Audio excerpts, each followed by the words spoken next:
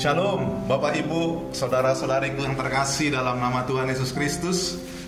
Puji Tuhan kalau hari ini kita masih bisa bertemu kembali untuk dapat bersama-sama merenungkan sedikit firman Tuhan yang saya ambil dari kitab Nabi Yesaya pasal 43 ayatnya yang ke-18 sampai 19. Kitab Nabi Yesaya pasal 43 ayat 18 sampai ayatnya yang ke-19.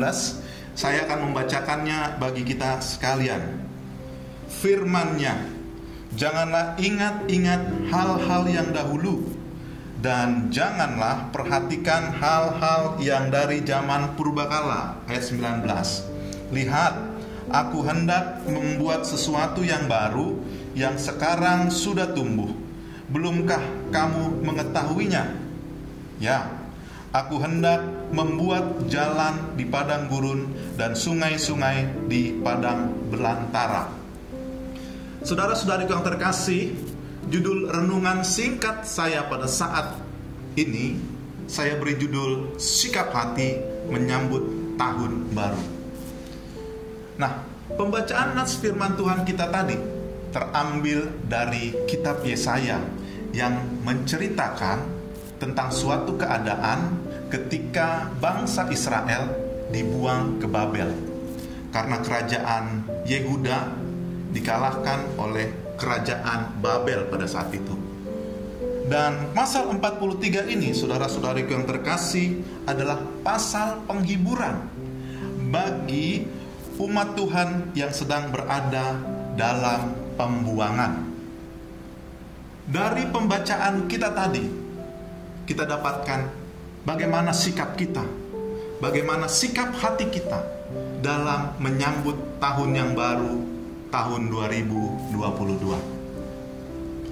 Ada dua sikap, saudara-saudari yang terkasih, yang harus ada dalam kita menyambut tahun baru.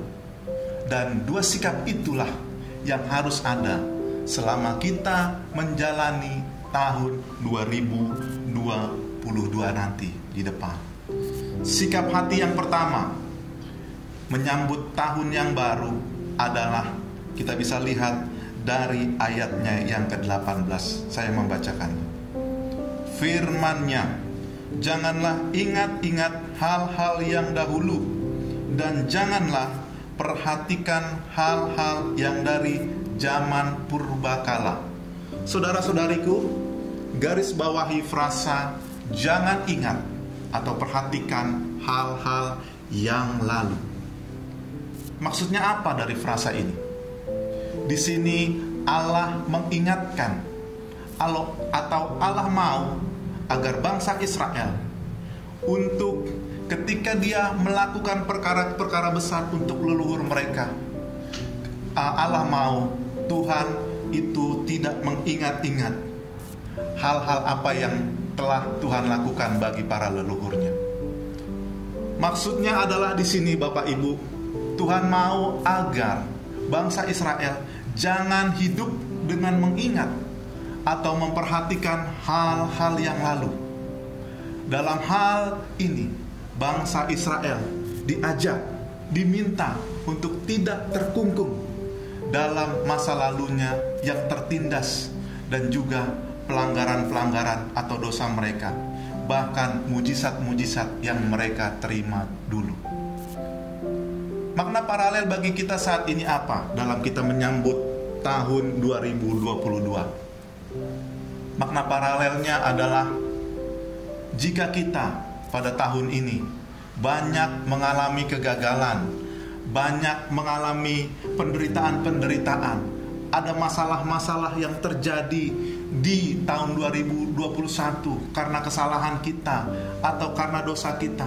Bahkan di tahun ini banyak mujizat-mujizat Tuhan yang Tuhan lakukan bagi kita di tahun 2001, atau banyak hal-hal yang menyenangkan yang terjadi di tahun 2021. Tuhan minta kita pada saat hari ini, di tahun ini, sebelum mengakhiri tahun ini, lupakan semuanya itu. Lupakan segala sesuatu yang lalu itu, baik itu yang baik maupun yang tidak mengenakan kita. Lupakan semua itu. Yang lalu biarlah berlalu.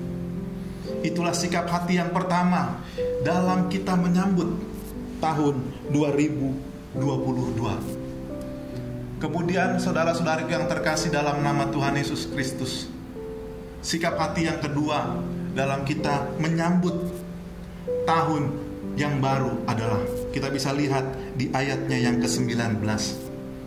Saya akan membacakannya bagi kita sekalian. Lihat, aku hendak membuat sesuatu yang baru, yang sekarang sudah tumbuh. Belumkah kamu mengetahuinya? Ya, aku hendak membuat jalan di padang gurun dan sungai-sungai di padang belantara. Nah, di ayat 19 ini, saudara-saudariku, garis bawahi kata hendak. Di kisah ini, saudara-saudari, Tuhan berjanji bagi bangsa Israel bahwa Tuhan tidak hanya berjanji untuk membebaskan mereka dari Babel, namun di ayat ini Tuhan juga berjanji bagi mereka akan menyertai dengan selamat dan nyaman ke negeri mereka sendiri. Tuhan berjanji bukan hanya membebaskan mereka dari Babel, tapi juga akan menyertai mereka sepanjang perjalanan mereka. Di ayat ini kita bisa dapatkan informasi, saudara-saudari, bahwasanya perjalanan mereka dari Babel ke Kanaan bukanlah sebuah perjalanan yang nyaman. Tapi di ayat 19 ini kita bisa lihat bahwasanya perjalanan mereka dari Babel sampai ke Kanaan akan melewati padang gurun, akan melewati padang belantara, akan melewati ada hal-hal yang tidak mengenakan pada saat mereka kembali dari Babel. Ada hal-hal yang tidak menguntungkan yang akan mereka temui dalam perjalanan kehidupan mereka. Nah, dari kisah di ayat 19 ini, makna paralelnya bagi kita apa untuk kita menyambut tahun 2022? Saudara-saudari yang terkasih dalam nama Tuhan Yesus Kristus, tahun 2022 yang akan kita jalani, yang akan kita sambut, kita tidak tahu apa yang akan terjadi ke depan. Apakah semuanya akan berjalan mulus-mulus saja, enak-enak saja, semua berjalan di track yang baik, semua berjalan seperti yang kita inginkan? Ataukah mungkin di tahun 2022 Tuhan mengizinkan semuanya, atau ada hal-hal yang tidak mengenakan terjadi? Kita tidak tahu. Saya tidak bisa menjanjikan itu terjadi dalam kehidupan kita. Kita tidak tahu, saudara-saudari yang terkasih.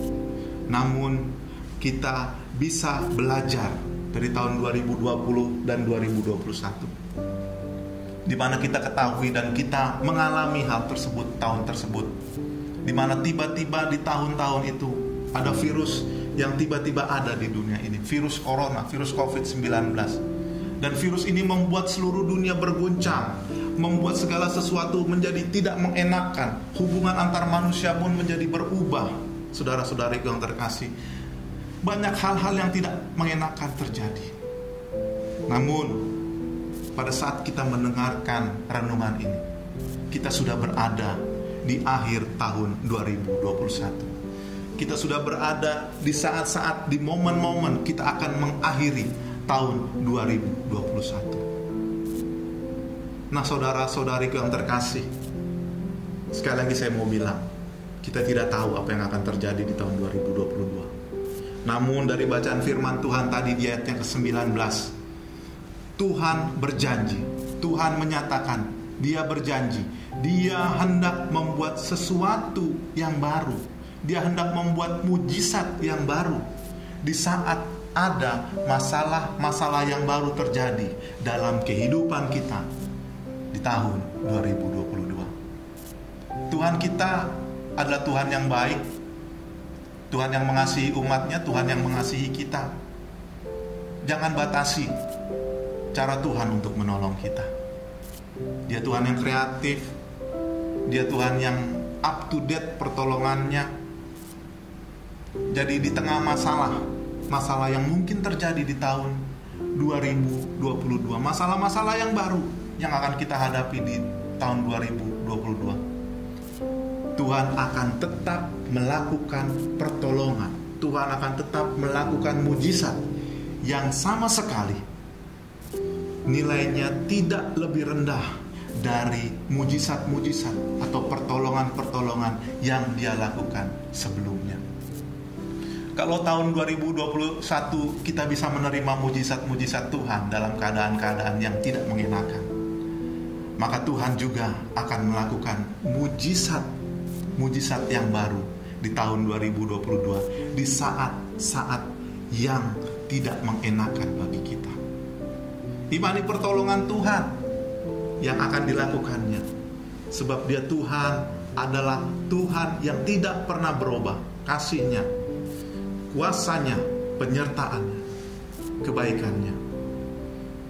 Jadi pesan firman Tuhan saat ini, hiduplah dengan pandangan ke depan, dengan meyakini bahwa Tuhan juga menolong kita di tengah-tengah masalah yang mungkin ada di tahun yang baru. Dan jangan batasi cara kerja Tuhan menolong kita. bukannya saya mengimani tahun 2022 akan ada masalah.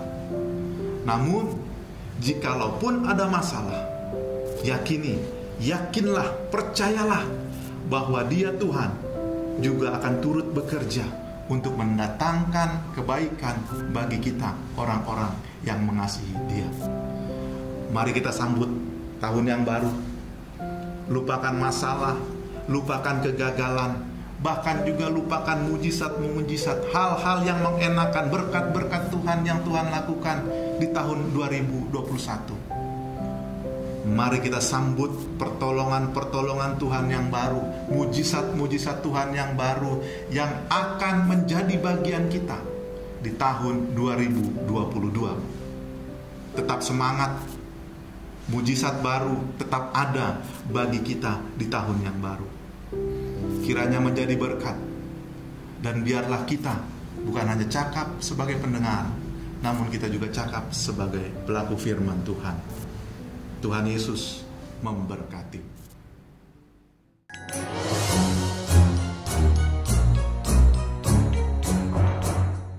Harus bayar utangnya gimana, Ma? Aku nggak tahu, Ma. Aku nggak siap jadi orang susah, Ma. Ya, Mama, jangan takut. Nggak mau, Ma. Hanya pesan saya, tetap kuat di dalam Tuhan. Kita jangan seperti orang-orang dunia yang tidak memiliki pengharapan. Ketika ibu berada di dalam Tuhan, percayalah bahwa Amin. Tuhan sudah memberikan yang terbaik buat Bapak yang sudah meninggalkan kita lebih dulu. Amin, amin. Untuk Vivi dan Baby juga tetap kuat. Walaupun dalam saat ini kalian semua berada dalam masa-masa kesukaran, tetap percaya Tuhan pelihara. Saya sebagai hamba Tuhan juga akan mendukung terus, dan jangan takut untuk terus kontak saya, dan saya juga akan terus melihat bagaimana perkembangannya. Dan percaya, Vivi dan Baby juga ketika kita mau bekerja dan terus berdoa mendukung Mama, kita pasti terus dalam pemeliharaan Tuhan.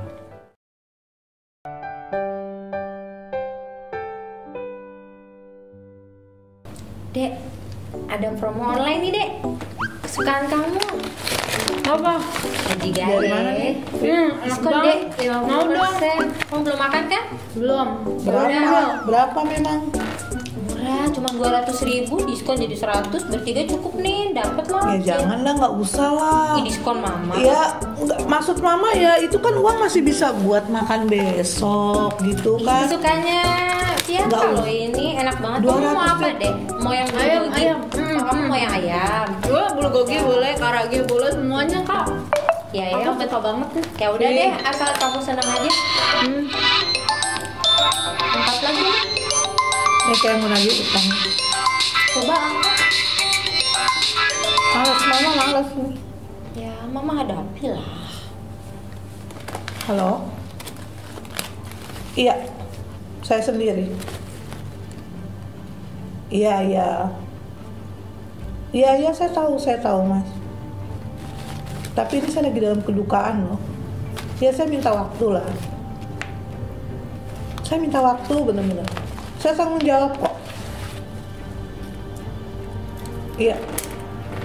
Ya jangan ngomong gitulah. Iya, paham.